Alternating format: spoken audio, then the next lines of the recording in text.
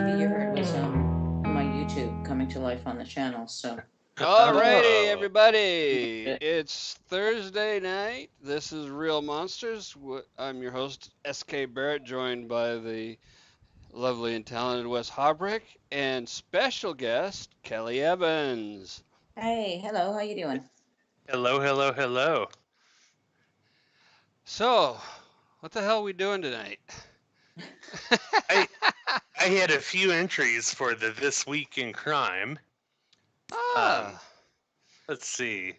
The first one I had on there is August 22nd, 1961. Britain's A6 murders. Those were apparently Zodiac style, two lovers shot on an isolated road. Um, and it, A6. yeah, the A6. James Halliday was convicted and hanged for it, but real questions surround his guilt. Um, Oh. So, what part of England was this? Was this around London? I believe so. Yeah. I could be wrong there, but yeah, A6 I think is a major thoroughfare. Uh, Yeah.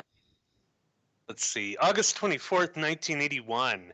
Mark Chapman gets 20 years for shooting John Lennon. 20 years. Yeah, that seemed a little low to me when I read that. But maybe not. August 25th, 1993. A neo Nazi sniper shoots American Nazi Party leader George Lincoln Rockwell twice in the head. He died from his wounds. Wow. Yeah, definitely. Uh, yeah, that's really all I had there with the history and then a little bit of news. I am really kind of chomping at the bit to talk about that cannibal story, but I think we're going to leave that for another show. Um, Yeah, Oh, I darn. think we talked about doing a cannibal special. yes, yeah. For those who don't know, it's a guy out of Jefferson County, Indiana, the southern part of the state, who beat his girlfriend's head in basically and then took and ate pieces of her brain in particular. Uh, Listen, if you're gonna, Don't. yeah, I mean, if you're definitely. gonna,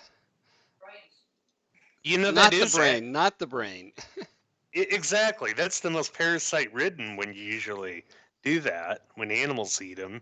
But yeah, there really wasn't a whole lot else going on. I mean, Harvey Weinstein, 2 new indictments, and he's looking to ship his trial somewhere that is not Manhattan. Honestly, I would be inclined to let him do it, you Sorry, you know? made me laugh there. That's just because that's one less thing he can bitch about when he inevitably takes it to appeal. If you were Yeah. to let him have this now.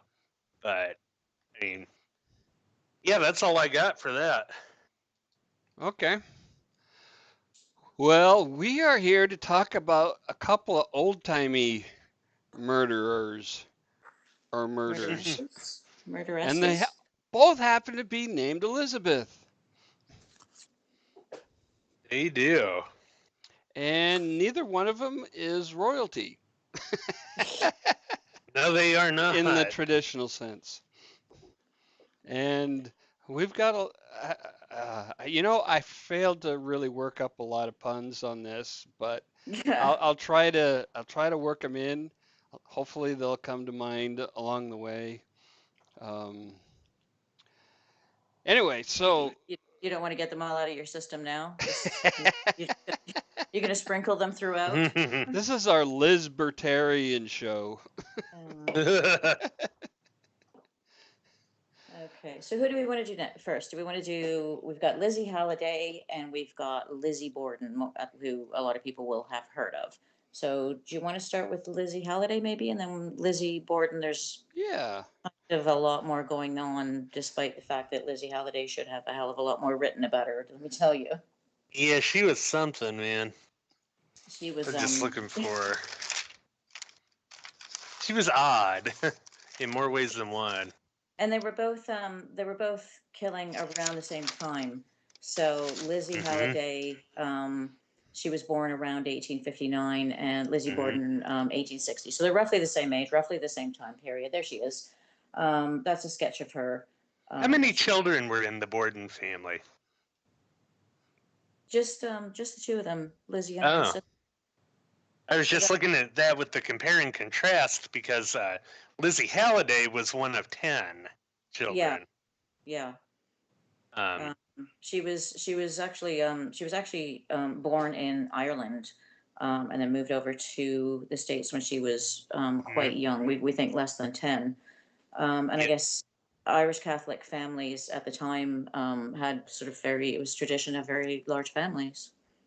it was. And after they got there and got settled a little bit in New York City, Lizzie actually found a job where she went and worked as a maid for a family in Pennsylvania. Be quite a commute there on that one. Um, and her violent reputation was also rather well known by the time she took this job on the Really? streets of NYC. Yeah, I, primarily from selling her body, things like that. But she met a man named Charles Hopkins in Pennsylvania, married him in 1879, had one son. Who ended up institutionalized apparently. I did a bit more digging and I really couldn't find anything else about him. I don't know if how long he lived, or I couldn't find anything about the actual reason for institutionalizing him. Hmm. That's It's weird. it's a bit odd, yeah. But, So Was let's it a see. That was setup? I don't know. mm, I know a lot at the time. A lot of sort of wealthier people, if they did have someone in the family who didn't quite fit right, or didn't quite act right, or maybe had a minor mental illness, they would lock them away. Right. they would. Yeah, I don't know whether I would chalk that one up to, like you were saying, malice or maybe even just incompetence on their part. They didn't know what, they were doing, so I they would resort to that. I wouldn't call. I would be a bit kinder. I wouldn't call it incompetence. I would call it, at the time, just the overwhelming sense of, we have this son, what do we do with them? Here's someone who's able to help. At the time, I think they actually genuinely thought they might be able to help. So Oh, we'll oh, I we'll didn't say mean that them. I one. meant the doctors. Oh, the doctors. Oh, I thought you meant the why did they institutionalize No, their son? no, no. I mean, the science isn't exactly good at this time either for, No, no. mental Well, health. for anything, Yeah, except yeah, maybe for astrophysics. But it. science, medical science was pretty harsh. Wow. But yeah, it wasn't long after that that Mr. Hopkins apparently died. The only cause of death that I found was determined to be natural Yeah, with that's him. how I found. It was 2 years later though, so it really didn't last very long. Hmm. And then you keep following her sordid history there. She next finds a army officer from Greenwich Village and marries him. That was Artemus Brewster. He was a pensioner. I just want to bring that up because she kind of falls into a pattern of marrying older men. Oh, Black Widow style. So I'm assuming pensioner means the same thing then as it does now. A pensioner, like an older Yeah, gentleman. retired, Hmm. running Yeah. on a pension. Absolutely. But Um, which could be a lot or a little depending on the origin of the pension. Exactly. Yeah. But I those, think Brewer was I think he was in the army, so he probably had a pretty substantial pension. yeah, Yeah, I would yeah. imagine so. I mean, even back then with Greenwich Village too, it was a nicer area. Yeah. But yeah, the cause of death was unknown, and she moved on to Brewster. And this also was not a happy marriage for her. She constantly mistreated him, according to the source that I was reading. And Yeah. he dies about 1 year after meeting her. Yeah. Um, this So, time, the so, cause so of death guys was don't unknown. have a lot of longevity with this lady. Nope, not at all. And the thing is in those days, you kind of have to take people at their word. I mean, you either trust what they tell you, or you don't trust it, because there's not a lot of sources to go to research somebody's background, right? No, So not at all. so if some, if for example, if she says, "Well, no, I've never been married before," well, how you gonna know that she's telling the truth or not? Yeah, I mean, the best thing that you could even possibly do is try to track down the church where it happened, you Yeah, know? that's a lot of work. When, you meet somebody you like, you're just gonna go with what they tell you, unless Yeah, that's something Absolutely. comes up to, make you doubt that. But it's Y- more more likely nothing's gonna make you doubt them. You're just well, gonna the go, oh well, interesting that's what they said. Okay. well, the interesting thing about Brewer is not only is there no suspicion of any wrongdoing, um, she marries her third husband, who leaves her within the first year of their marriage, and then her fourth husband is actually he's someone who served with her second husband, a Oh, Warren George War husband. George Yeah, George Smith. Smith. Yep. So if he had suspected that she had killed Brewer, then the heck would he marry her? right. Well, and that So even gets weirder. But again, with Brewster, they found his cause of death to be unknown. yeah, So not as shitty as the first time, but no. And then So she's the third husband left her, so he escaped. narrowly. you mean Narrowly, she actually made an attempt on his life with arsenic laced tea. No, that was the fourth one. George Smith, right? Yeah, I was talking about Hiram Parkinson. He left her Oh, within the oh, first okay. marriage. And then after that, she went on to marry her fourth husband, who was George Smith, and she tried to kill him by poisoning him. And yeah, he actually lived as well. Okay. Yeah, my notes are a bit out of order. so she's probably devolving.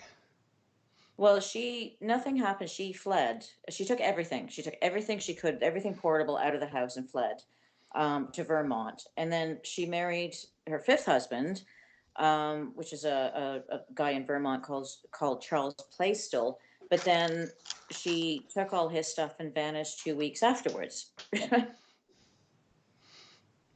Please, upstate New York. So what I mean by devolving is that she's becoming. I have to think that these guys who managed to escape are starting to pick up on clues, is what I mean. And Like like you, her tells are showing. Yeah. one would hope so. But yeah, so we're at around what 1888 by then. Well, there's a couple of years where we kind of lost track of her because if you count from so for 1881 after that was when Hopkins died. The next husband was less than a year. The next husband was less than a year, so that's 2 years. George Smith was, I think, also another year. So we're looking actually at about 1881, 83. So between 8045 and 88, we really don't have we don't know what she did. She could have killed more people. Mm-hmm. But yeah, she finally turns up again in the winter of 1888 in Philadelphia. And let's see. And then it was after that where she fled to upstate New York. Yeah. So basically, what Okay. happened?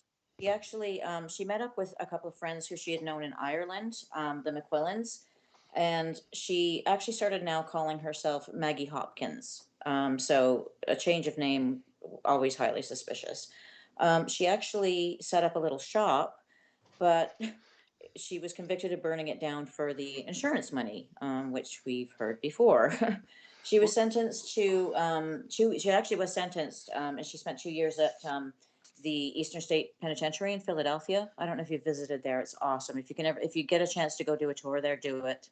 That's where Capone was incarcerated. Yeah, yeah. It's an amazing. Oh, and at Halloween they do a giant haunted house terror thing that you walk through. It's awesome. I find Anyway, it interesting in there how a lot of these downright medieval ways of torturing inmates came about from the Quakers. Like solitary confinement was one of their things with yeah. No that. kidding. The Yeah. pacifists. Yep. And a lot of the times back when Eastern State was in its heyday, they would force the inmates to wear hoods to where you couldn't, see what the next person looked like. Just all about dehumanization. And Yeah. they thought that by doing that, they would get you closer to God, was their theology, as it Wow. were. Yep. It's also a great equalizer, isn't it? No one has better clothes than anybody else. No one has nicer shoes or nicer hat or a better Kind of belt or. Soviet like that, right? Mhm. Yep, really is. But Okay. like they also say about them, it's the dictators never have any trouble keeping order at all. You want Right. order? Go to a dictatorship. But yeah, Okay. sorry, that tangential just made me think of that.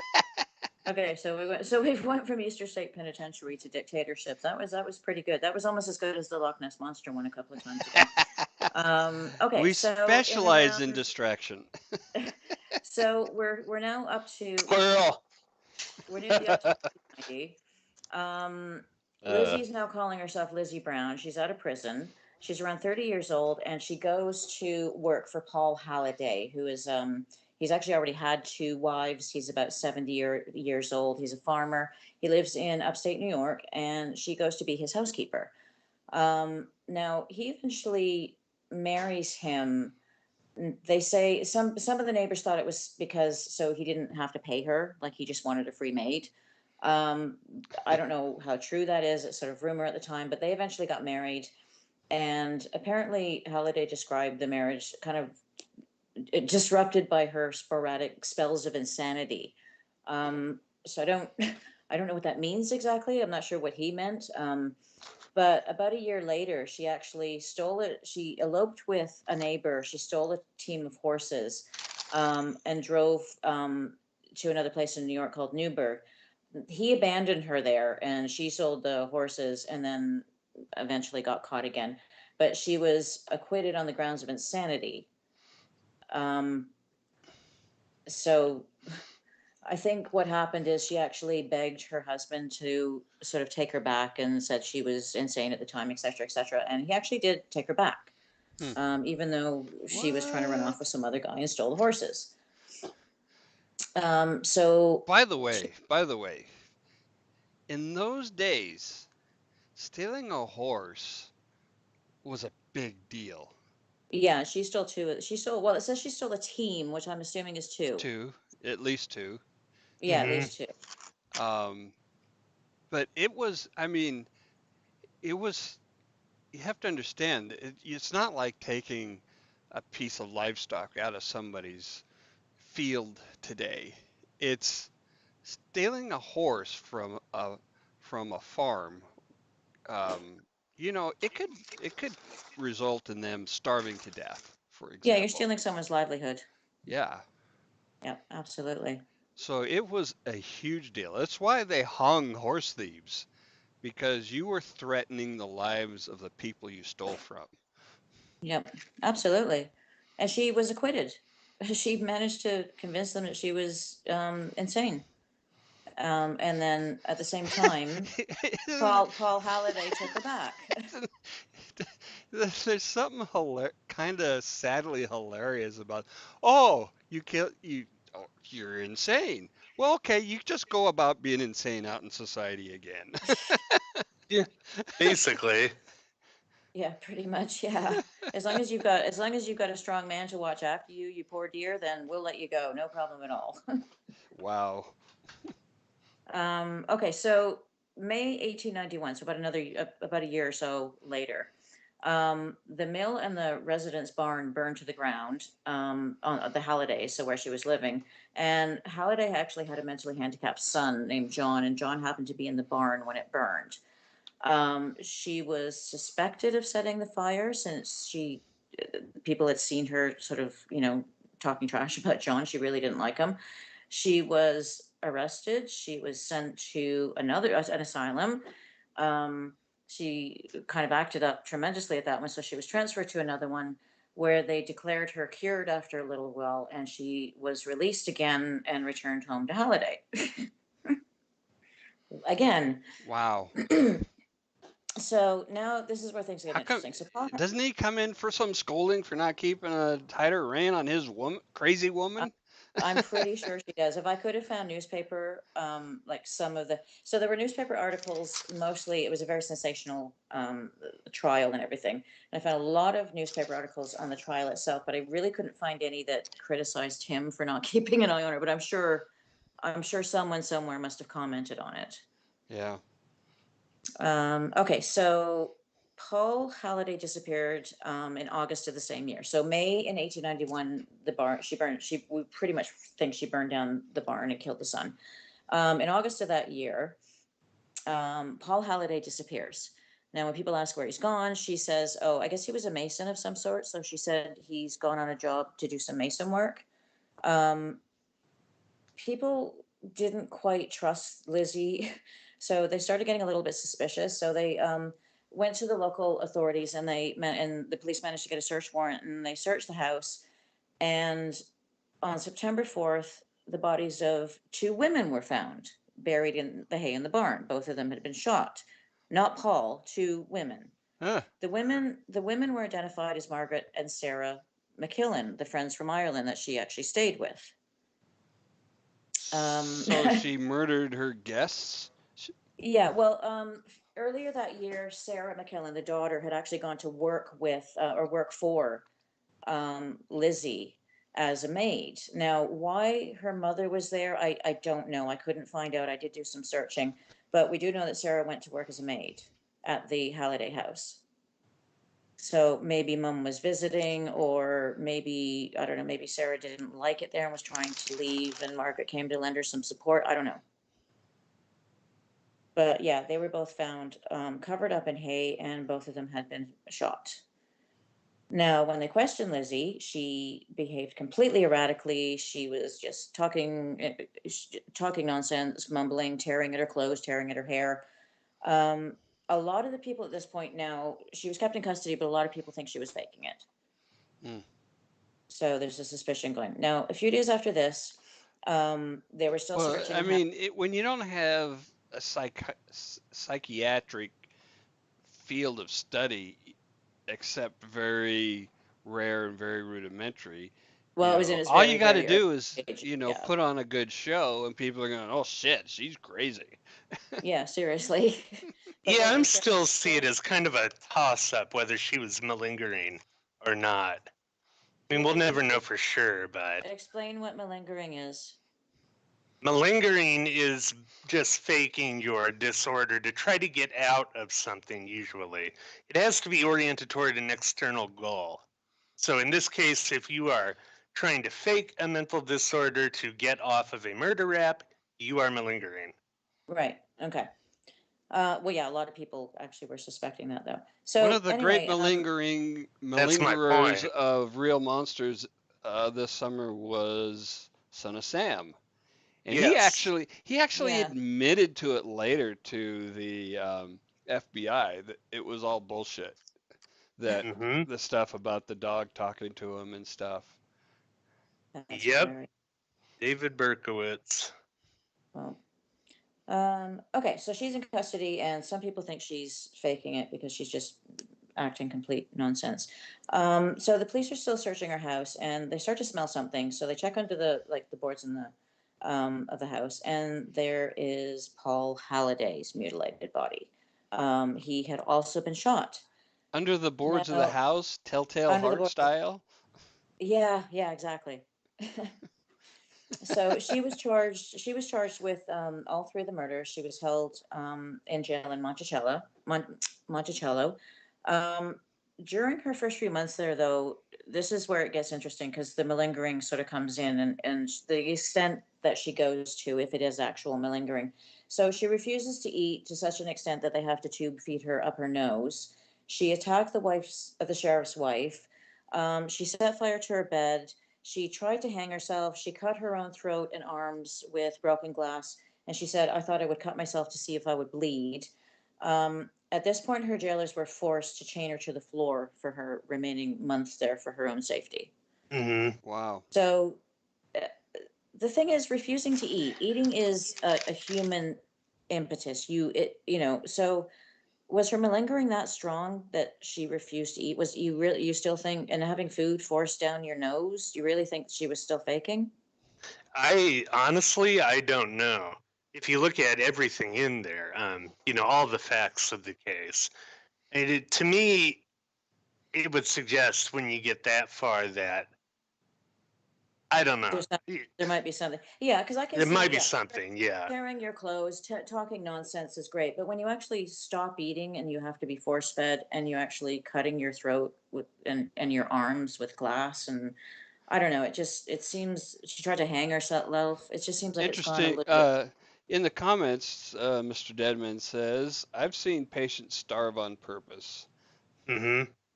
But aren't they trying to make some sort of political point? No, he's Not talking about in necessarily. custody. Oh, I see. Okay. I mean, even looking at like the difference between malingering and Munchausen, Well, I'm or just saying. Munchausen by proxy.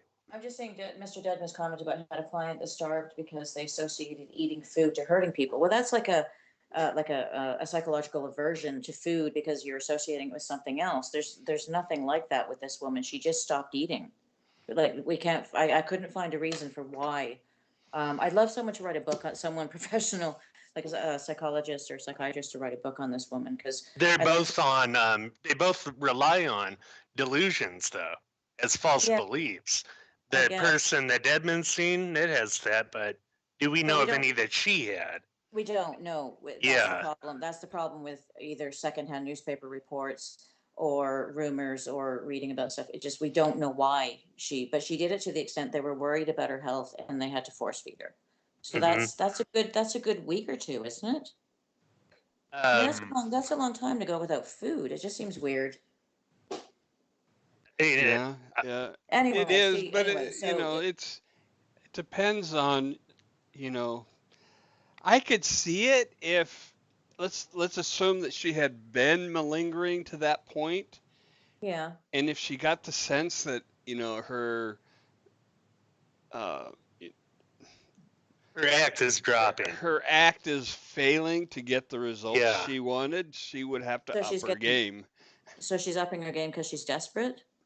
That's one possibility. Buying Okay. her own bullshit, basically, after a Yeah. while. Well, for whatever what it got her well, it got her some negative attention. Her jailers then chained her to the floor. Um, but while she was in jail, is interesting. I was going through some newspaper articles, and she it received national attention, like coast to coast.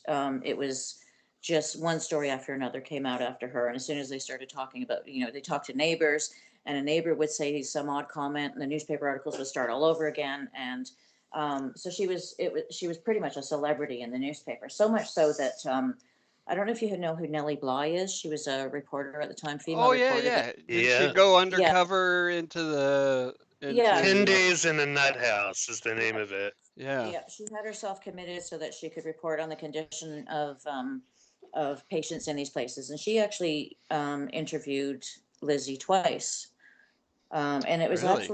it was actually she spoke to Lizzie Bly. It was actually Lizzie Bly who managed to get her to reveal that she had previous marriages. So Bly was able to go in and look at all that stuff. Is that in Um, that book? That interview, is it in her book about that? I read the book. I didn't know. I know because the book that Nellie Bly wrote is specifically about her own personal um, dealings within the psych ward. She kept a diary and she reported on everything. It wasn't about other people like any of her other interviews. Hmm. I wonder By if They I the just could find that. by the I'd be it's way, re it's interested in reading it. Yeah. yeah, Nellie it's Bly definitely was read it. Some portrayed of the stuff is some of the stuff she reports is terrifying. yeah, Nellie Bly was portrayed by none other than Laura Dern on Drunk History, one of my Oh favorite my God. shows. That's okay. I definitely have to go. Actually, I think I saw that one. Okay. Yeah. Anyway, I found a quote from so the New York World had this quote about her. It said, "From its circumstances, origin, conception, and execution, its unique characteristics, the abnormal personalities and peculiar localities it involves, and above all, in the strangeness and mystery of its great central figure, it is unprecedented and almost without parallel in the annals of crime." that's the that's the quote about the crimes in her in general. So she's shocked. She really shocked. Yeah. Well, they didn't have good researchers because it really wasn't as unprecedented as they claimed. No, well, yeah. Well, actually, yeah. Speaking of which, so one of the when I said that, like Nellie Bly was reporting on her, and reporters were all over the place, and every time someone said something, there'd be a whole other flurry of activity. Um, there was a county sheriff in the area, and he started a whole new round of speculation in newspaper articles, and because he told the press that Lizzie was probably Jack the Ripper, Oh, with no for proof fuck's sake. whatsoever. Nothing. He just said. Uh-huh. Um, now she was in Europe at the time, and I can't find out what she was doing there, but she may have actually married and killed another man while she was actually over there. But there's absolutely no evidence that she was Jack the Ripper. In fact, when this county sheriff said, "Are you guilty? Did you do it?" She actually replied, "Do you think I'm an elephant? That was done by a man." So, Yeah. so she denies it. And I would absolutely agree with her Yeah. assessment there. Yep. Yeah, just because she was Um, on the island around that time is not enough evidence. I Oh know. yeah. I'm sure she had, butter on her bread and milk when she went out and ate meat too, but Marmalade. yeah. The other thing is that she probably wasn't even in England at the time. She was probably in Ireland Right. visiting, So visiting she was on a relatives or different something. island entirely. Island. Yeah, completely. So they figured out that she probably, and this is interesting about the visit because she probably killed. They reckon she killed about 6 people, because they kind of group in the 2 husbands that died less than a year, and she tried to poison the third. So they reckon probably about 6 people. And the New York Times said whether these men died natural deaths or murdered, it's not known. But something interesting that actually did happen is one of the people that they called to speak to the reporters was Paul Halliday had an older son called Robert Halliday. And Robert Halliday actually apparently said, he said, confided, she confided to him that she had killed a husband in Belfast, but had managed to conceal the crime. That would suggest that during the time of Jack the Ripper thing, she was probably in Belfast. Killing Whether she people. killed this guy or not, we don't know. Hmm. Remember, this is the son of the murdered guy, so we don't know whether he was lying or he was trying to get her in trouble, or. Uh, But it's just. So she was well, convicted. being Sorry, go her on. husband was not a good career choice for anybody. No, no. Um, she was convicted on in 1894, June 21st. She became the first woman ever to be sentenced to death by electrocution. New York State had just come up with this brand spanking new way to execute people, the electric chair. So they decided she would go that way. But the governor at the time commuted her sentence because he declared her insane. So she was sent to Matawayan Hospital, State Hospital for the Criminally Insane, where she spent the rest of her life. Now, one incident, so she died in 1918, but one incident in 1906, there was a nurse, Nellie Wicks, who apparently was very, very close to Lizzie, and she said she was going to leave for other employment. So Lizzie got upset and stabbed her 200 times. Jesus. Yeah, that's some Yeah. overkill right there. Got a pair of scissors, and yeah. Man. So yeah, there's nothing unusual about her death. She just died of, old age, natural causes sort of thing. She spent the rest of her life in this criminally insane mental institution. So yeah, it's. Yeesh. So I don't know if any of you, either of you, anybody has an explanation, but in a couple of these uh, news clips, they call her an ex-gypsy queen. What the hell is that all about? I uh, didn't see anything in it's regard to because that. it's because they're not being very nice. When you call people gypsies, especially from Ireland, it's not particularly a nice thing. It just means they're sort of like. Gypsies in Ireland are basically, they call themselves travelers. They generally just travel from city to city, and they Oh, set yeah. themselves up in a farmer's field, and they're reputed to have, to have powers, lucky powers, or or they could curse you or things like that. In fact, in London these days, you can still see gypsies out on the streets, like Oxford Street, for example. And what they do is they'll ask for a donation, and they'll give you a little twig of lavender with a little bit of tinfoil on it, a little blessing. Um, so probably, I would imagine they're using that as some sort of slur just because she's Irish and she had dark hair. I I think gotcha. you're right with that. I don't know why, but I always, whenever I think of gypsy, think of Eastern European. Well, I mean, I know that. that's kind of where the actual gypsies originated. Was like Romania, I think. Hmm. Yeah, that's the Roman. They're a different group at the moment, but yeah, I guess way back they might have been part of the same group of people. I'm not sure. Okay. It's just the problem is calling them gypsies because every gypsies is like a giant category for a whole bunch of different types. So you've got the Roma in Europe, and then you've got the you've got the travelers in Ireland, and that sort of thing. Right. Hmm. Hmm. So So they could be it's completely just a big independent. slur on her. I would imagine, yeah. God, didn't they have a better slur for an Irish person than gypsy? Gypsy was pretty bad. If you Okay. weren't a gypsy, it was a pretty bad insult. Wow. So yeah, that's poor Lizzie Halliday. Yep. The tragic story of Lizzie Halliday. Now we get on to the even more tragic story of Lizzie Borden. Lizzie Lizzie B. Borden. Do you wanna take a break and try some puns or anything between the women, or no? We still okay? Oh man, Little palate cleanser between the two between the two killers. No.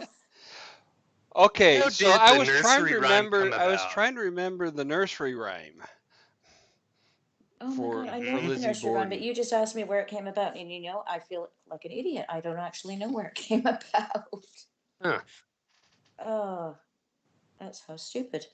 Um, should we start with the nursery rhyme?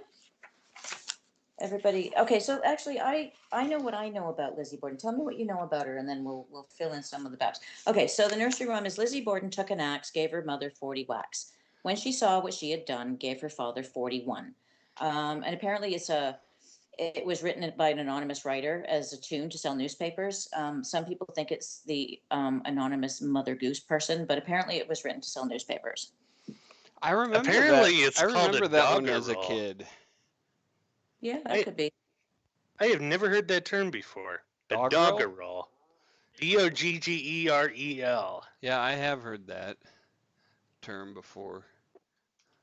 Huh. Uh,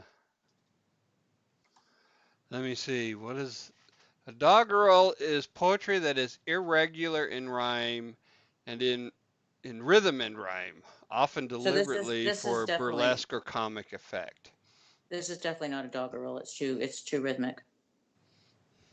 And apparently, the correct way to say it is, I guess, singing it to the tune of Tra La La Boom Die. Sha-la-la boom, yeah, Lizzie Borden took an axe. No, don't believe it. And gave her mother 40 whacks. When she saw what she had done, she gave her father 41. I don't know. I'm not so sure about that one. If it would fit that rhythm, it would definitely that would break the doggerel um, definition. So it can be one or the other. How about a little bit of folklore? Every child. So you guys knew that rhyme, right? Because I mean, I I'm absolutely Canadian. knew that as a kid. Okay, when did you first hear it? When do kids in America first become aware of this rhyme? Grade school. Okay, through school or just through someone saying it? I don't recall. Somebody Uh, saying it.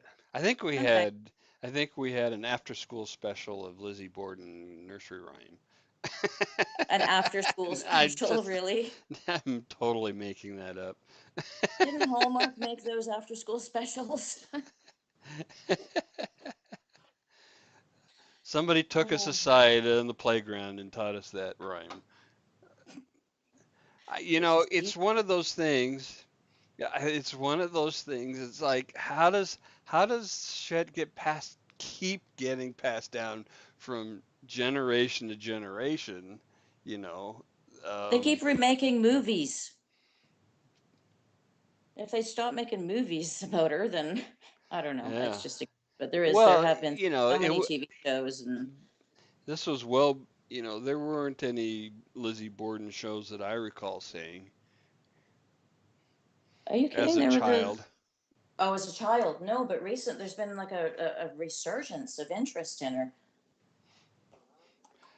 There Oh, was um yeah. there was a There was a TV show, what, the Lizzie Diaries or something, on Netflix, something like that.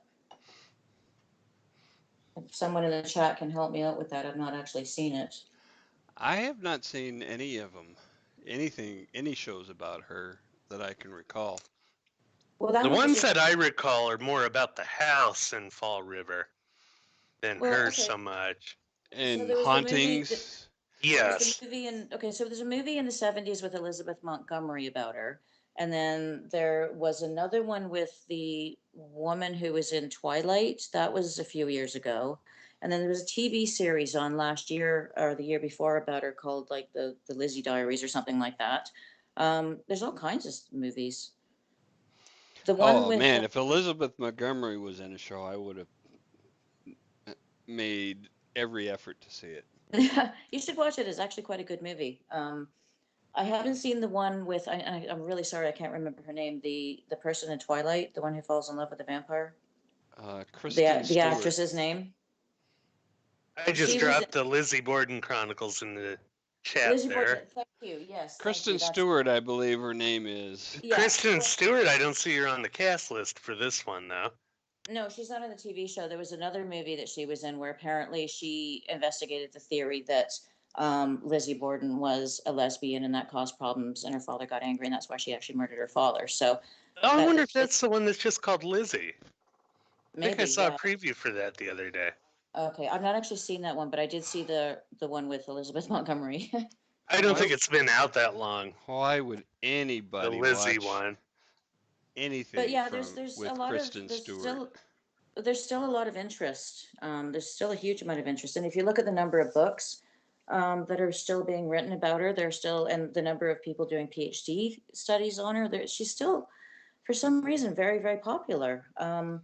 There's even the people that don't think she's innocent, that agree that she probably did it, are still fascinated by her. And one of the things that I watched a show, a woman was doing her PhD, is not on Lizzie anymore, but the fascination of Lizzie. So it's actually gone an extra step now. Borden mania is what they call it. Yeah, it's still alive and well. I've found just doing a little bit more research on here. So Wow. so if Apparently, you Kristen Stewart plays Bridget Sullivan in oh, that she plays movie. Sullivan. Okay, awesome, cool. Okay, so we'll take a bit go back a little bit. Same time period as our Lizzie Halliday. She was born 1860, and she was born in Massachusetts. She obviously everybody knows she was responsible for the murder of her father, and it's actually not her mother; it was her stepmother that she killed. And obviously, it wasn't 40 whacks. We'll get into that. She through her father, she was of English and Welsh descent. He struggled financially as a kid, but when he was on his own, he actually became very, very, very successful. He actually made quite a lot of money. He prospered in manufacture.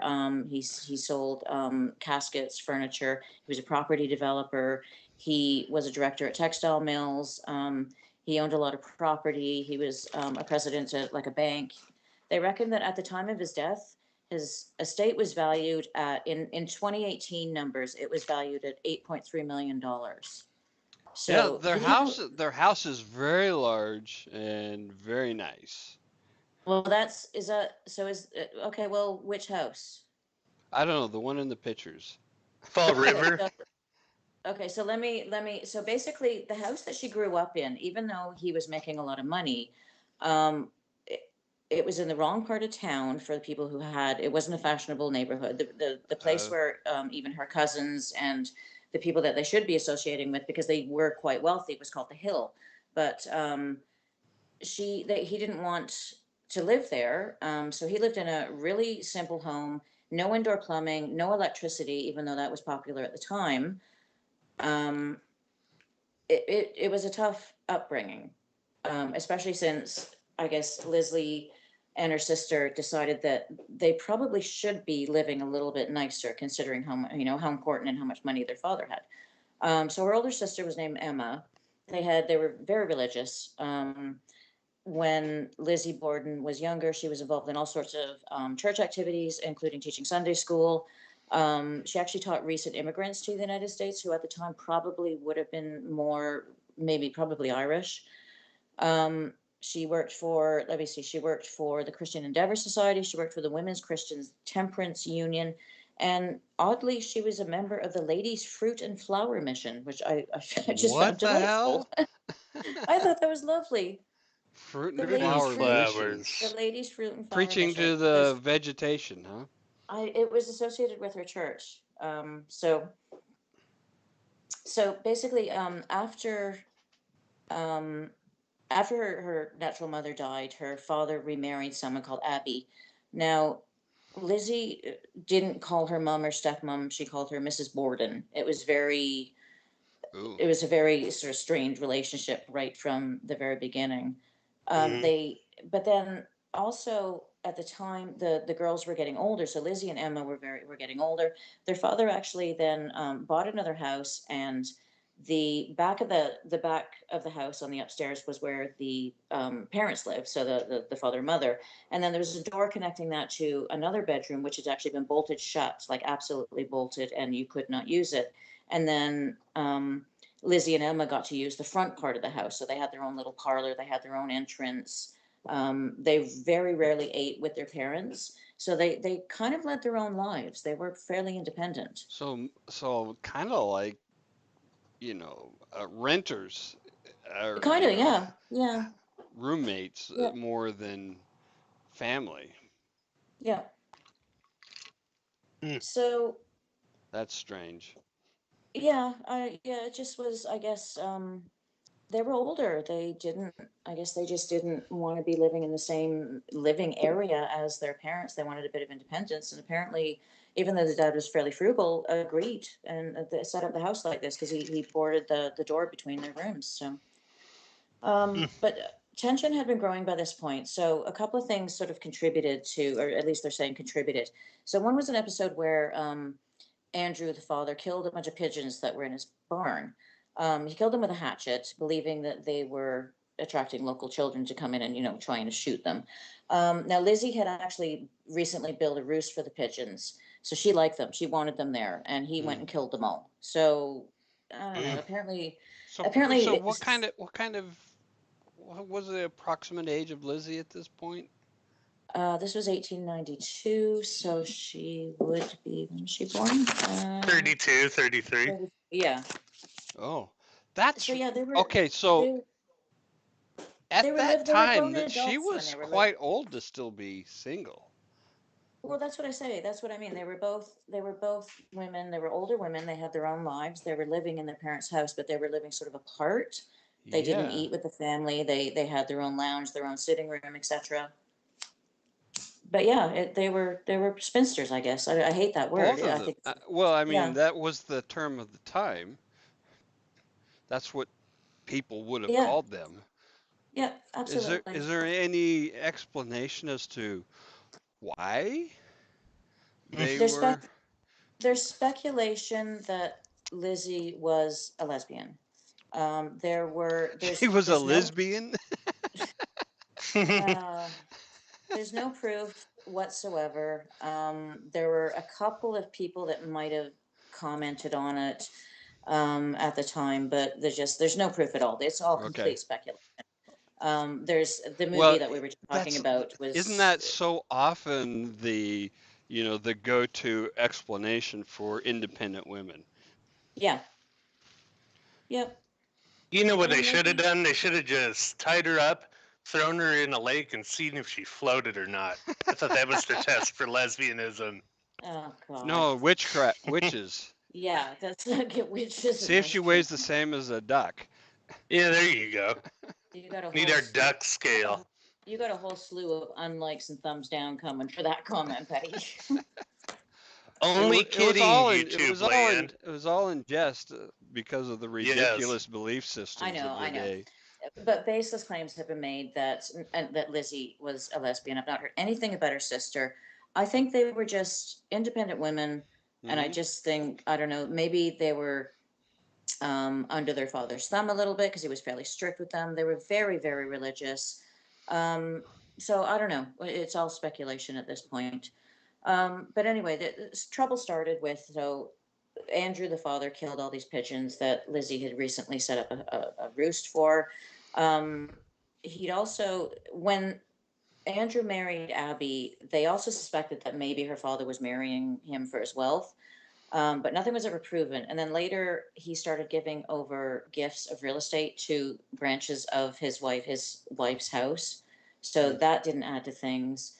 There was some sort of family argument in 1892 that both sisters took extended vacations away from New Bedford. When they came back, I guess things were still tense. Emma moved back to the house. Lizzie actually chose to stay in a boarding house for almost a week before she actually moved back to the house. So something was going on. Yeah. So Sounds like this is in things were the time up tense. to the, yeah. So this is, we're talking in the weeks up to the murders. So the week before the murders, when they actually returned from whatever this huge upset was, and that's when the week before is when she decided she was going to stay in the boarding house for a few days before actually even going home. Wow. So, So where do people get the idea that Andrew Borden was inappropriate with them? There's again, there's hints of it. They wouldn't have talked about that at the time. Incest was just, it just was not spoken out loud. Like, but there right. were mutterings. I don't think any of the newspapers actually came out and said it, but there were a few mutterings about, just people commenting on it. Like, the newspaper will go after the local relatives and they'll be, oh, well, we think there might have been something inappropriate going on, but there was nothing officially declared or proven. Mm-hmm. Were there well-known euphemisms that were used in newspaper reports? No, it wasn't even, it didn't even have a euphemism. It was Wow. so disgusting that it was just not talked about, not written about, not even there. So there were hints, but that was it. That's all it got. Interesting. Yeah. So again, I think that's one of the fascinations with Lizzie, even though you can prove that she did it, or, well, you can't quite prove that she did it, but the evidence is so overwhelming that we're going to say, yes, she did it. But there's so much other stuff going on that you could study this woman forever. Like, you could study for years Hmm. and still never know. Mm-hmm. Like Yep. it's like Jack the Ripper. Why is Jack the Ripper so fascinating? Because it's never been solved. This one's Right. been solved, but well, has it? There's just so much going on. So anyway, there's all this tension going on in the months before the murders. There's this huge blow up in July. The sisters all disappear for a couple of weeks and then come back. Lizzie is so upset, apparently, still, that she decides she's going to stay in a rooming house for a little while before even returning to the residence. Um, so a couple of days before the murder, the entire household became ill. And Abby, the stepmother, thought that maybe they had all been poisoned because Andrew was not a popular man. He made a lot of enemies. He pissed off a lot of people. So Really? it wouldn't have been surprising. Yeah, Like in she actually, business or personal or personal and both? business. Personal and business. He just wasn't a very nice man to deal with. Um, Oh. very strict, very grim face, apparently. But the fact that Abby, the stepwife, or sorry, the stepmother, actually feared that they'd been poisoned showed that she was aware of her husband's reputation. They actually tested the bodies afterwards, and no one had been poisoned. I'll give you that spoiler, But just in case it comes up that, oh, maybe Lizzie tried to kill her family in a previous attempt. There was no sign of poison at all. They think that yeah, some sort of lamb or something had been left out and they ate it and it gave them all food poisoning. yeah. Yeah. Okay. So they've got a friend arrive. So August 4th, they have a friend arrive, and he stays overnight, and he leaves about 9, maybe quarter to 9 the next morning. He's going to visit he's a distant relative. And oh, I think he's a relative of their natural mother. Anyway, after that he leaves. They're cleaning. One of the maids is asked to go upstairs and clean all of the windows. Abby goes upstairs to clean the guest room that this Morse guy has just been in. Now this is where she died. Now this is where we don't quite know what happened. So, according to forensic, she was facing her killer at the time of the attack. She was hit on the side of the head, so it's likely the person was right-handed. Um, and then the hatchet cut her just above the ear, so she hit on the side. And then the blow spinned her. She fell down. She hit her face on the floor, and then the killer then hit her 17 more times in the back of the head. So that's 18 blows, not 40. Yeah. It's still quite a bit of overkill. That's a lot. Yeah, especially since the first one probably killed her. But anyway, one or two more at most probably needed. But yeah. So just to emphasize this point, that's often an indication of, personal rage against Yeah. the individual and Yep. not a stranger Yeah, walking absolutely. in. Some sort of hatred. Yes. Yeah, if it was a crime of opportunity, it would have been quick. It might have not even have been a death. It might have been just knock her out, get out of there. But no, this Right. was 18 hits, 17 to the back of the head.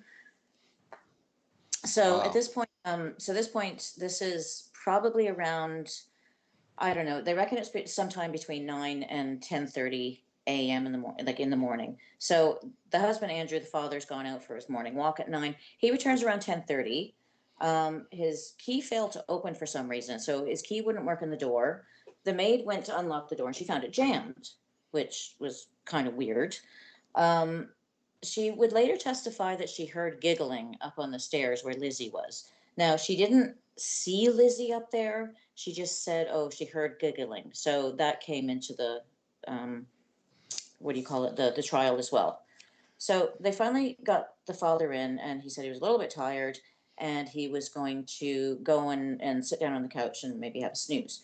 So, according to Lizzie, she helped him remove his boots, helped him into his slippers, and he laid down on the sofa for a nap. Now, this comes up Well, later I because was just it looking at the picture in the in the stream, yeah, and he had his in the shoes on. pictures, he's got his boots on. Yeah, so that was a.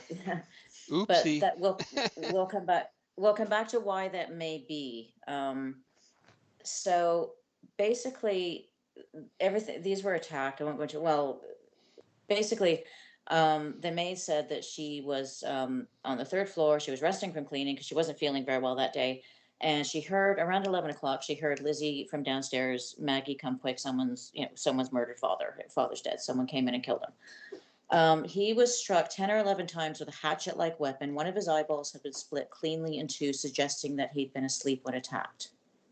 And he was still bleeding. So, Abby, her blood had congealed, so she'd been there a little while, but he was still bleeding. So it was very, very, very recent. So they estimated that his death occurred about 11 o'clock. Now, Lizzie Borden, when she was questioned, her answers were all over the place. She reported hearing a groan at one point, but then 2 hours later, when they talked to her about the same thing, she just said she didn't hear anything. She said, where's the rest of them? At one point, she said she went out, and another point, she said she stayed in. She said her stepmother had been called out to visit someone who was sick, when in fact she'd been upstairs dead. So she was kind of all over the place, and she kind of pissed people off because she was like very poised. She wasn't nervous or tremoring or nothing. She was so poised that people were like, oh, okay, that's a bit weird. Well, No, the shifting testimony is something that modern investigators would latch onto immediately oh God, yeah, as yeah. as a clue that somebody's making shit up. And this is even before she's convicted. Yeah. Did they bother to secure the crime scene? No, I was just going to get into that actually. This whole thing reminded me of Valiska Yeah, SK, not just because of Oh, the yeah. axe, but because of all the people who walked through it yeah, after. well, I thought about that as well. But the fact of the matter is, they didn't actually go. They didn't check for clothing. They didn't do a proper search of the house, even despite the fact that she was acting a bit weird and she kept changing her story. They never went and checked any of this, so no one knows. They didn't bother to check anybody for bloodstains and look for the dress that she might have been wearing, etc., etc. They searched her room, but basically it was just like, oh, check under the pillow. Yeah, there's nothing here. Wow. And I'm sure they didn't keep people from coming in either. No, they didn't. But they also Probably said quite the contrary. People were probably trooping through the house to take a look. Yep. They kept all the other people out while they were investigating. But the reason they said they didn't do a proper search of the room is because Lizzie said she wasn't feeling well and wanted to go lie down. So they went, oh, okay. They were Uh-huh. they were they were slated in the press for it, believe me. Yeah, police, murder investigation procedures were all over the map in those days. Yeah, a little bit. They hadn't quite got the Mm-hmm. procedural stuff together yet. We're just on the cusp of having procedures sort of written down and followed, and just on the cusp of like forensics getting interesting and stuff. So really, there wasn't. Yeah, they were just doing They what they weren't thought. even, just so people know, they weren't even, fingerprints were not even a No, thing in those days. Nope. no, no. So they did continue searching. They in the basement they actually did find two hatchets, two axes, and a hatchet head that had a broken handle, which I'm hoping you have a picture of. I don't know. Did you get a picture No, of that we one? we did Okay. not. It's interesting because later in the trial, what they do is they actually take the broken handle. They said that it was suspected of being the murder weapon because the break on it was fairly fresh, and um, there was like dust and stuff put on it. It looked like it had been done deliberately to make it look like the axe had been there for a long time. But was there blood? There was no blood, but they reckon the handle had been broken off because there was probably blood on the handle, and it's a little bit harder to get blood off wood than it is off metal. You just clean the metal and it comes off. And they didn't have, that Oh, paint so stuff you you're put saying it on was it. a broken axe head, not a broken axe Oh, handle. sorry. Yeah, sorry. It was a hatchet head, Okay, and the handle had been completely broken off. So there was no gotcha. handle at all. There was a little splinter of wood, and then you had the actual hatchet head, and it had been cleaned. There was no blood on it, but then it looks like someone had put a bunch of dust on purpose to make it look like it had been in the barn for ages, or the basement. Hmm.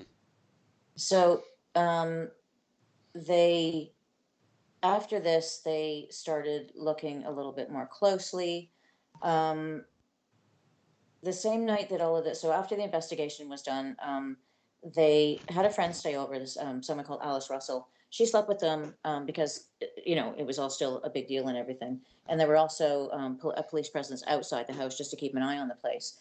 And police said that they said Borden enter the cellar with Alice Russell, the friend, carrying a kerosene lamp and a slop pail. And then he saw both of them leave, and then Borden went back in, and then he said she looked like she was bending over a sink, but he couldn't really see what she was doing. So just speculation like that probably didn't help her, probably didn't help the case very much. She was also the next morning, her friend came down and saw her tearing up a dress and putting it into the fire because she said it was covered with paint. Now, Russell didn't see the dress, didn't see there was blood on the dress or anything. But when she asked Lizzie what she was doing, Lizzie said, "There's paint on this dress. I'm burning it." That seems I'm out of the ordinary, shall I say. Um, thinking you get paint on a dress, you use it as a paint rag. You don't burn it. right. You cut it up, you repurpose it. Yeah, especially Um, back then. I mean, especially back then. Especially back then. But for a long time after way back then, yeah, people didn't just throw clothes out or burn them. Fabric was Eh, and that's fabric a was reason. Yeah. costly, and there was an ethic of reuse. but did that really exist among the moneyed classes, like the Bordens would be? Well, they were moneyed classes, but she'd grown. Remember, her father only died the day before, so they were still living in this house with no electricity and no indoor plumbing, and so they didn't have access to all of this money. He pretty much kept them in a poor neighborhood with no money. No. Um, Right. that changed after the trial. I can tell you, they actually did move to the hill where all the wealthy people were, but we'll get to that. Yeah, I don't know. I just think I don't. I think even if you did have money, you would still either find some. She was a church person. She could have found someone at the church to use it for something, or Right. I don't know. I find it hard to believe she would be burning it because it had paint on it. Yeah, flecks of paint doesn't ruin an entire garment's worth of fabric that could Well, be no, cut objectively down for not. it could be cut down for a girl's dress, for example, Or something. Yeah. Even or something. worst case scenario, you have a cleaning rag. Right. So I don't know. Anyway, she I there mean, was an how many other inquest. dresses did she burn? Probably none. Probably none, yeah. So there was an inquest. Um, she had been at this point taking regular doses of morphine to calm her nerves, so the whole thing actually was affecting her. So it's possible that well, it's more than likely that her testimony was affected by this. So her Oh. behavior was erratic. She sometimes didn't answer questions, even if they were going to benefit her. Um, her story was all over the place. Sometimes when her father was it when her father arrived home, she said that she'd been in the dining room doing some ironing. Then she claimed to have been coming down the stairs. Again, this is where removing the boots. She said she removed the father's boots and put the slippers on, but obviously that didn't happen. Um, and the district attorney that was questioning her was very, very, very aggressive. But still, there was enough evidence to charge her. So on August 11th, which was, what are we talking? Couple of days later, but a week after the murder, she was served with a warrant of arrest. She was put in jail.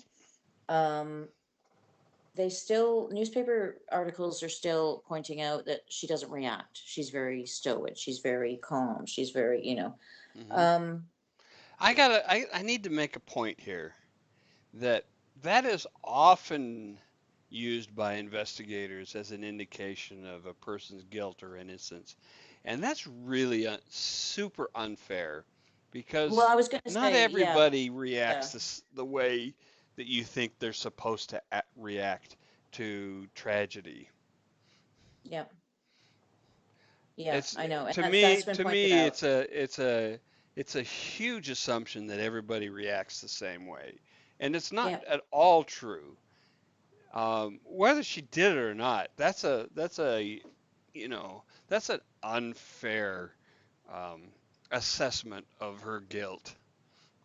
yeah. Well, that's the newspaper articles at the time. So, they want to sell newspapers, don't they? Same, Absolutely, same as now.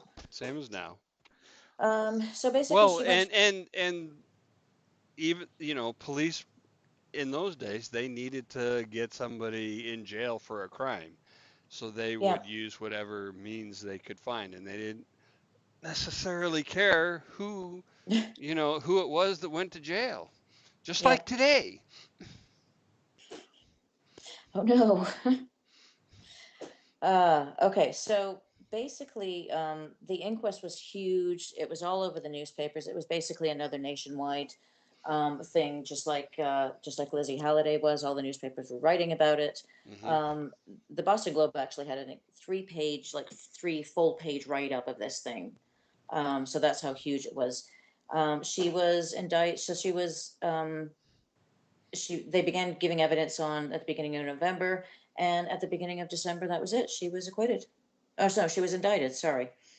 So she had to wait a year. So she was indicted on December 2nd, but the trial didn't actually start until June 5th the following year. Was she in And jail during this time well, or on at home? I, I don't know. That's the weird thing. I cannot find out what happened to her. It seems like she just disappeared, and then she's back for the trial. I'm not familiar with like if there were such things as bonds back then. Could you be released on Yeah, bond, or if someone like that's a very old tradition. Yes. so maybe I don't know, she maybe paid her own bond. She didn't have any parents to do it for her. She didn't have a husband or boyfriend or family. Ten Yeah. percent, but they usually don't issue him for murder charges. Oh, so maybe I don't know. I can't even find out if she was in prison, what prison she was in. It's just the weirdest thing. Hmm.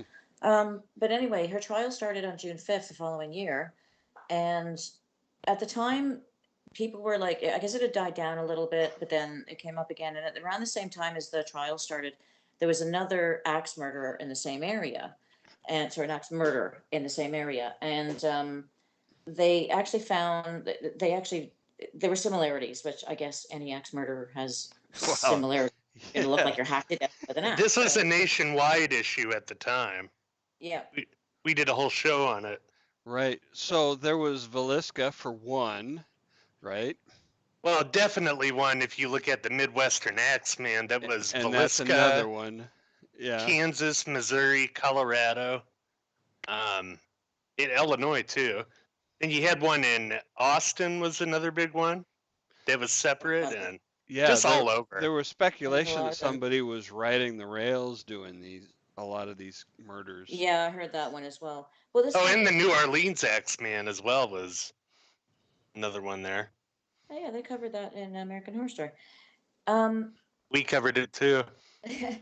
anyway, I guess they thought there were similarities, and I'm like, okay, well, any two people that have been hacked to death with an axe are going to have similarities, Right. especially back then. Of course, they're going to look the same. So they automatically thought that she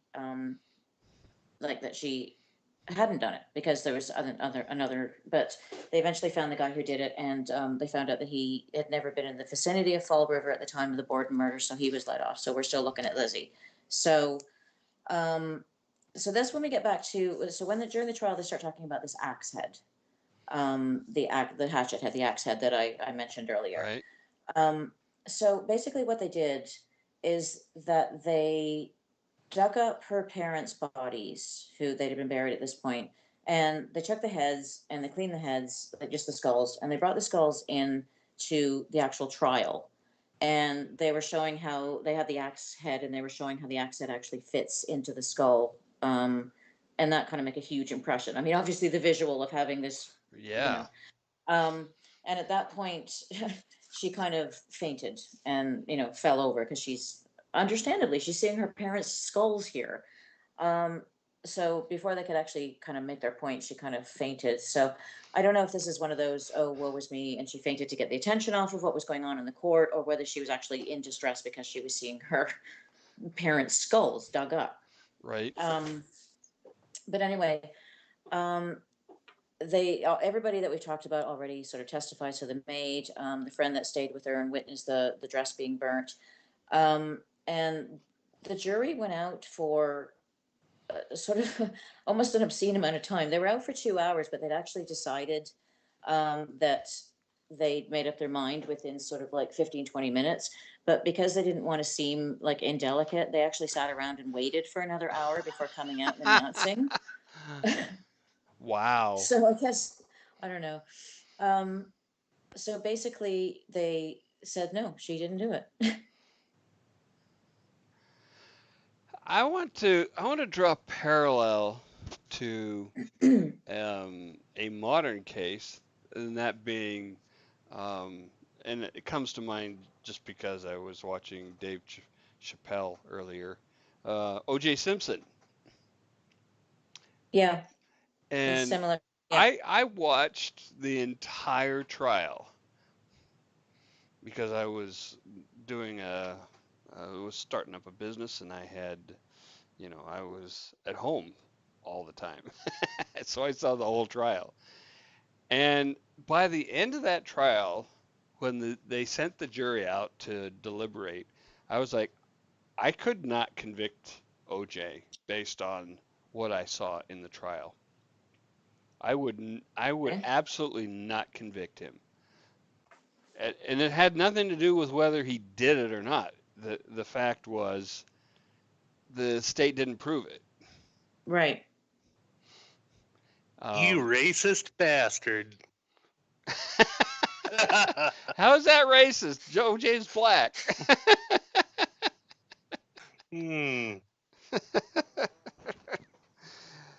So yeah, So it reminds me of that, where maybe she did it, but you got to be able to prove it. There's what you well, know and what you can prove. that's it exactly.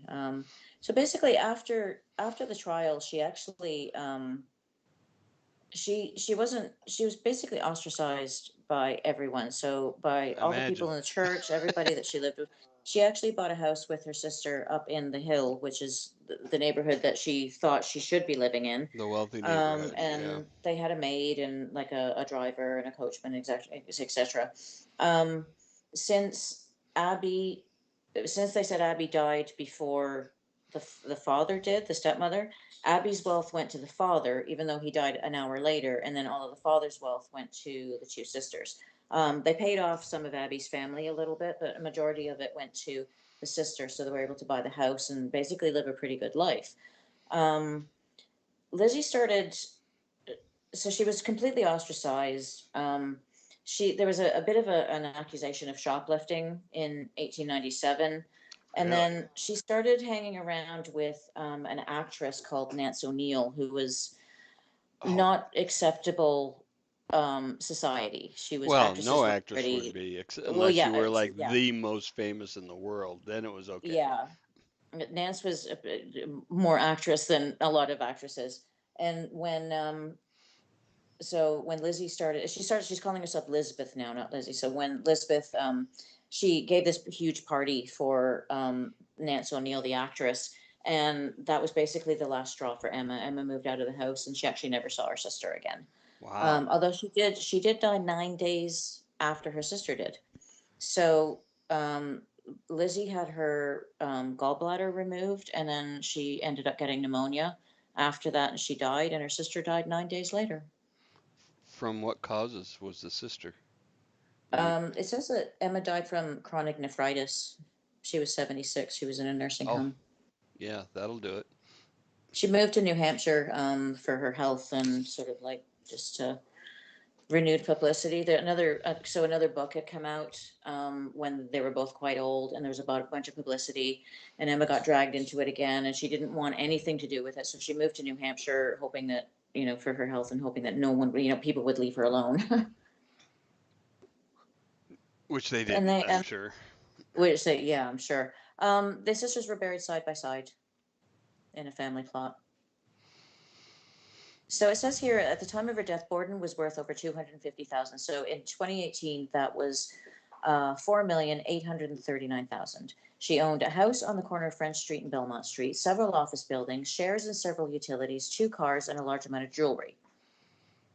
Um, So she didn't just squander the wealth her father created, she expanded it. she No, but the other funny thing is that so cousins and friends and stuff, all expected to get like a bit of her will, and Yeah? she actually left a majority of it to the Fall River Animal Rescue League. Beautiful. I love Oh, that. I loved Way to it. go, Lizzie. Yep, Final her fuck you a to the cousin and a friend family. got some money, which would have been about 116,000 in today's money, but the Fall River Animal Rescue got equivalent of $581,000. Oh, that's beautiful. That's a beautiful Yep. thing. So Way to yeah, go, Lizzie. she probably I mean I think she probably did it because she was incredibly lonely. I think she was fairly heavily under her father's thumb. Hmm. Um, I think she was incredibly unhappy. I don't think she obviously didn't like the stepmother. There'd obviously been some tension. Her father wasn't a very nice man. In fact, the stepmother thought that someone else had poisoned him because he was such a dick. I think if she did it, I don't know, she paid for it in life she had afterwards. She was ostracized. No one would talk to her. She ended up hanging around with what was virtually considered a prostitute at the time, the Right, actress, and right. she died alone. She had very few friends. You can see by her will, she had one friend and one cousin she left some money to, and everything else went to basically trusts and the Fall River Animal Rescue League. I don't know. I think she was probably quite sad after, or lonely after the whole thing. Well, it sounds like she was pretty sad beforehand. I mean, but Yeah, the actually, maybe one you're thing right. that I haven't heard though is any kind of triggering event. Why Well, why that day? some people say it's because it was a couple of days after she arrived back after this vacation the two sisters took, and the vacation was a result of something happened. Yeah. So Yeah, the there pigeons, there's a the there's an pigeon. ast there's a lot of, you know, personal family dynamics that, was never ever made public. No, but the other thing was that the pigeons. So Mm, when you think about it, when she's an old woman, she had a lot of animals as well. She had horses and dogs and cats, and she loved animals, absolutely loved animals. She left a majority of her fortune to the Fall River Animal Rescue League. So it makes sense that maybe as a sensitive woman, she's under her father's thumb. She doesn't like the new stepmother. She thinks all the money's, being squandered on this new woman. And then he right. kills her pigeons. She specifically built a place for these birds, and he went and killed them all. And what if there was a sense that she made him do it, I right? don't understand. No, what if the mother-in-law, what if she Oh, thought the mother-in-law made the father kill the birds, right? I don't know. I mean, there's I, no, I, totally speculating here, yeah, yeah. but Um, that would be the kind of thing that might trigger that. Like, if she overheard the stepmom nagging her father to get rid of those damn pigeons. yeah. Well, something like a day or two after the pigeons caused a huge fight, and this both of the sisters left the house. Yeah, So something happened. We just don't know what happened. There was no one there except the family. and nobody ever said. And no one ever said. So that's why there's just so much fascination. What happened? So even if you agree that yes, she did it, there's so much else going on. Like, why did she do it, and how did she do it, and what happened, and what was that Right. argument about, and what was the trigger? It just it's like Jack the Ripper. It just keeps going on and on and on. Yeah. There will never be answers to all I these doubt it. questions. No, unless some sort of secret diary of Lizzie Borden comes out. Hey, there. Wait a minute. That's a writing idea. Someone want to take that and write with that? Yeah, unless some sort of secret diary of Lizzie Borden turns up, like the supposed secret diary of Jack the Ripper, then yeah, we're just not going to know. It's the Voynich manuscript. It was funny actually at the time of the trial because temperance was becoming sort of sorry, women were sort of grouping Yeah. together and rallying, and it was just sort of the start of sort of like the suffragette movement and all that kind of a little bit early for that, but still.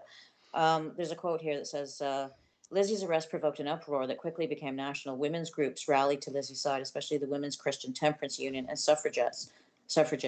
Lizzie's supporters protested that at trial she would not be judged by a jury of her peers because women, as non-voters, did not have the right to Oh. serve on juries. So she would be voted. She would be the jurors would all be men, obviously not her peers. So that was I don't know. I thought that was a little interesting. Fair point too. Yeah, yeah. That I have. When did women Oh, get? actually, sorry, hang on a sec. I just found something. Okay, so she was arrested. Okay, she found herself confined to a cheerless 9.5 by 7.5 foot cell for the next 9 months. There she was. Oh, Okay, so she was so in she jail was, the whole yeah, time. she was in jail for the 9 months. Yeah, sorry about that. Okay. When were women allowed to be on juries in the U.S.? Ooh, good question. Someone want to Google that quickly? I'm just reading some of the quotes and stuff from newspapers that I love these things. Um, Lizzie's demeanor in court, which district attorney perhaps failed to fully anticipate, also influenced the income. Here lies a gender paradox of Lizzie's trial. In a courtroom where men reserved all the legal power, Lizzie was not a helpless maiden. She only needed to present herself as one. Her lawyers told her to dress in black. She appeared in court, tightly corseted, dressed in flowing clothes, and holding a bouquet of flowers in one hand and a fan in the other. One newspaper described her as quiet, modest, and well bred, far from a brawny, big, muscular, hard-faced, coarse-looking girl. That was a quote. Another stressed that she lacked Amazonian proportions. She could not possess the physical strength, let alone the moral degeneracy to wield a weapon with skull-cracking force. I love newspapers. I love newspaper articles, especially the old ones. She did not have the Amazonian proportions. That's the thing about a sharp blade, though. You don't need a lot of strength. Yeah, I Here, know. all right. I'm going to And at the read time, from memory.loc.gov. okay. As late as 1942, only 28 state laws allowed women to serve as jurors, but Oh these wow. also gave them the right to claim exemption based on their sex. Civil Oh, Rights Act of 1957 gave women the right to serve on federal juries, but not until 1973 could oh women my God. serve on juries in all 50 states. That's crazy. That is That is insane. that is crazy. I can't Wow. believe it was that late. Yeah, we've come a long way, baby. Yeah, Man, that's right? yeah, that's shocking. Wow. Okay. Well, there was absolutely no chance of her getting a jury of her peers back then. Not for 100 years almost. Wow. Um, So yeah, that's I don't know. I feel it. I don't feel any sympathy for Lizzie Halliday, but I really do feel some sympathy for Lizzie Borden. Now, having said that, I'm more familiar with Lizzie Borden. I kind of have my interest in serial killers and killers, right? and she's kind of been one of my favorites ever since I was little. Actually, probably since I saw that that Elizabeth Montgomery movie, and I've always felt that she might have been innocent, but doing all the research for the show, yeah, it's definitely changed my mind. I definitely think she did it, but I still feel a sympathy for her. Well, she isn't a serial killer. No, Nobody else, no, two people died, nobody else before or after were ever right. attributed to her. And before, she apparently was like just this perfect daughter, this perfect woman. She went to church, she did all this Christian activities, and afterwards, apparently, she still tried to get involved, but the church basically shunned her. All her friends shunned her. She didn't have like any of the society that she had the support of in the beginning when they all thought she was innocent. When they all dropped away, that was it. None of them, even though she was found not guilty, that was it. That was the end of that part of her life. Wow. But That's then again, fascinating. I've seen but I've then seen better, acceptance of people who have been found guilty and served out their time. Oh, well, Um, yeah, but it was what New England sort of a posh sort of society. I think they were pretty tough with each other. I guess On so. the other hand, she may not have had that element of society, and to be honest, she might have been better off with it. But she got herself a big smacking house. She had servant. She had a butler. She read extensively. She had quite the library. She had quite the social life with the actress, and that sort of thing. So maybe she got the life she wanted. Yeah, maybe so. I Maybe mean, it's all worth it. That's not a recommendation to go out and do this yourself, boys and girls. especially if daddy isn't rich. Yeah. Yes, Um, especially. um, it might not turn out the way you planned. We've got It might not. plenty of Remember, those examples. they can see your fingerprints now. Eh, They have that pink stuff they can drop on the floor, or the drops, and it turns pink if there's blood. Like just right. just don't do it. There's so much forensics. Although I have to say, sometimes if I can't sleep, I like to sort of plan the perfect murder Have just you to see if I figured it can. out? Like in my head, oh, I've got some pretty cool ideas. The problem with the perfect murder is the body. It's always Yeah, the body. And that and handling that is so much dependent on chance. Like if somebody just happens along or something and sees something, right? yeah. But the bodies leave behind an awful lot of evidence. They do. So you got to So, get rid of I it. mean, That's my yeah. point is you got to get rid of the body and getting rid of the body is fraught with peril. Well, in my scenario, you don't actually get rid of the body, you just make it look like an accident. Oh, I see. I Yeah. think we lost Mr. West somewhere along the line. Oh dear. I'm here. There Oh, we go. okay.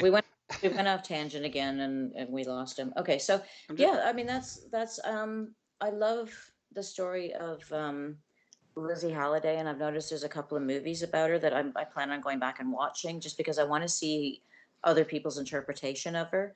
I'm fascinated by her. I really don't have a lot of sympathy for her, except that I'm still not 100% certain she was faking the madness. But Lizzie Borden, I don't know. I kind of have a soft spot for her. understood. Not, don't do murder. That's the lesson of this show. Murder. Yeah, that's pretty much it. Um, it might turn out, but you can't count on that. Nobody, you it's a big gamble. But when you think about it, Jen, you guys, I think you throw around the statistic about how many active serial killers there actually are in America right now. Yeah. Isn't there like a couple of hundred? From my understanding, the FBI stats are that there are, 200 to 300 active in the Okay, U.S. so at any given why time. why haven't they been caught? Exactly. Ah. Well, for one, um, you know, uh, a lot of the people who go missing are never found. So there's nothing Yeah, to work from.